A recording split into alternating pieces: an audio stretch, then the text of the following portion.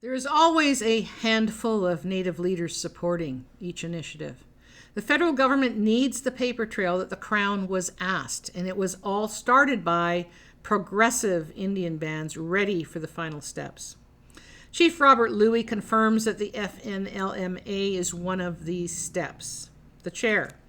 When a First Nation or band opts for inclusion in the framework and passing a First Nations land management agreement, could you tell us then, does that exclude the Indian Act for all purposes or only with respect to land aspects? Mr. Louis? That only excludes 25% of the Indian Act, the sections dealing with land management. It is an incremental self-government that is taken. The remainder of the Indian Act, the other 75%, will remain until such time as that First Nation goes into another regime like self-government or treaty self-government process. Proceedings of the Standing Senate Committee on National Finance, June 13, 2012. This step-by-step or incremental process is rather like Dr. Frederick von Frankenstein's monster, getting his new body parts one at a time, then dressed up to dance to Puttin' on the Ritz, assuming an air of superiority. Good for a laugh. Over a village theater, Lowe's Transylvania Heights, to introduce his reborn monster to the public. And now, ladies and gentlemen, from what was only an inarticulate mass of lifeless tissue, I give you a cultured, sophisticated man about town. Hit it! Whereupon the conductor strikes up the orchestra and Frankenstein sings Irving Berlin's immortal lyrics. If you're blue and don't know where to go, why don't you go where fashion sits? And the clumping monster suddenly joins in like a tuneless, slow-witted Boris Karloff with Puttin' on the Ritz. Then he tap dances in white tie and tails, tries to tap dance, like Fred Astaire in the great effortless number from Blue Skies, 1946. It's a deliriously funny moment. Then the sequence builds and builds when Miss Strongman brings on a chorus of chic monsters in their white tie and tails to join in the fun. The tap dancing monster himself is now gaining confidence. The monster is brilliantly played by Shuler Henley, and the gleeful look he gives the poor lug's stage-struck eyes is something to behold. He's alive! Cree elder Raymond Robinson has seen the laughter up close, during a spiritual hunger strike, no less. Robinson said that a hunger strike was a traditional way to seek higher intervention. When we need something for the benefit of our nations, we go into fasting. We go into hunger strikes. We sacrifice ourselves, hoping that a higher power, the creators, hears us through our sacrifice, putting our lives at risk, he said. Provincial, federal, negotiating deals, treaties, agreements, I've been through it all. But over the course of those years, it has always been a one-sided affair. You don't tell me what's good for you. I'll tell you what you need. You don't tell me what I need. A laughing matter? On the third day of his hunger strike, April 5, 2013, he had met with Aboriginal Affairs and Northern Development Minister Bernard Valcourt.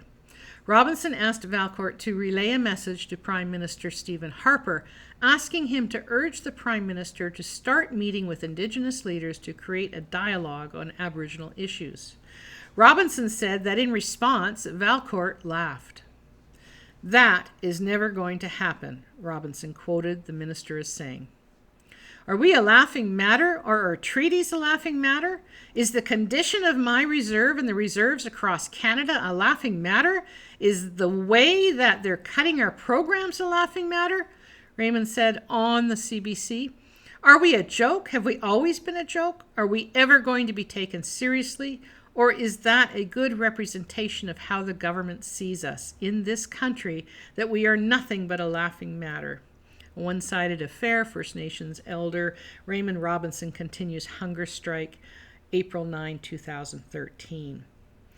There is a lot of laughter. There is good laughter, the kind that when you are involved in the most intense and serious of situations with people, where laughter plays that important role of bonding and of release, and it energizes, such as I have often experienced. Gustafson Lake was a good example of that. Deep, aching belly laughing. Then you carry on for another 20 hours. But there is also that other kind of laughter, the kind Cree elder Raymond Robinson saw from a member of Her Majesty's Privy Council, Minister Valcourt.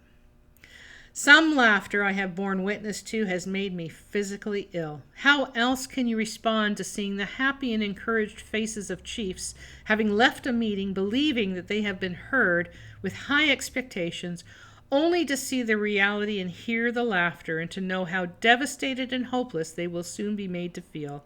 Yet they carry on, and chiefs try it again later. It is a cycle of abuse.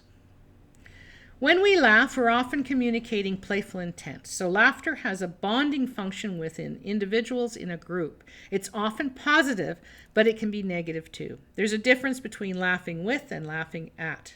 People who laugh at others may be trying to force them to conform or casting them out of the group. Robert Provine, PhD, A Big Mystery, Why Do We Laugh? Contrary to folk wisdom, most laughter is not about humor. A special to msbc.com, May 27, 1999. In 1992, Chief Notlacha, Kindheart, Simon Baker, Squamish, 1911 to 2001, told me that my work would be about real treaties. I often look at the framed picture of him in regalia inside a Plains teepee. He gave it to me to take comfort in, to remind me when things got tough, he said, as he handed it to me. My wife's really mad at me now, he laughed.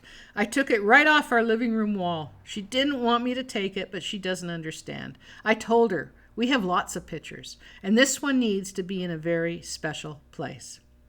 He explained it was the only one they had of him in regalia in a teepee. I was confused why he was sharing this personal information with me and wondering where he was going to hang it in the hall. He went to his place in the circle across from me as the final portion of the day began. He was holding that picture and seemed in deep thought over it, at times looking like he was talking to himself as he looked at it. Eventually, he gave the final comments and goodbye. Then we all went through a greeting line to say goodbye. When it came my turn to say goodbye to Chief Notlacha, he handed me the picture and said, "This needs to be with you in your journey. It is all I can give you. Thank you." I accepted it tentatively and thanked him, but why was he thanking me? I would stand where others have stood, he said. The photo taken where, he explained, he learned firsthand from those who know about their treaties, who still carried the knowledge. He spoke of places and of people he met very carefully and very quietly, others not realizing he had been, and he knew, chuckling a little at the memories of his success in doing so. Had they known, he said, he most certainly would not be talking to me then. He told me I would go to the same places. How he knew to speak with me he did not share, but he was not the only one that day we met who saw or knew whatever he did. He had called on other elders to come round, and some just knew to come out. There was much laughter, but such seriousness in their eyes as they all contemplated me. That was another of those times where I was admonished for sitting with elders, an indignant Squamish woman hastily telling me I did not belong there. "She's supposed to be here." The look in her eyes when Chief Notlacha firmly corrected her, that side look she gave me as she left us red-faced. But within those few minutes that I had sat down as these men boisterously called me over to eat lunch with them, we had been laughing and getting along like old friends.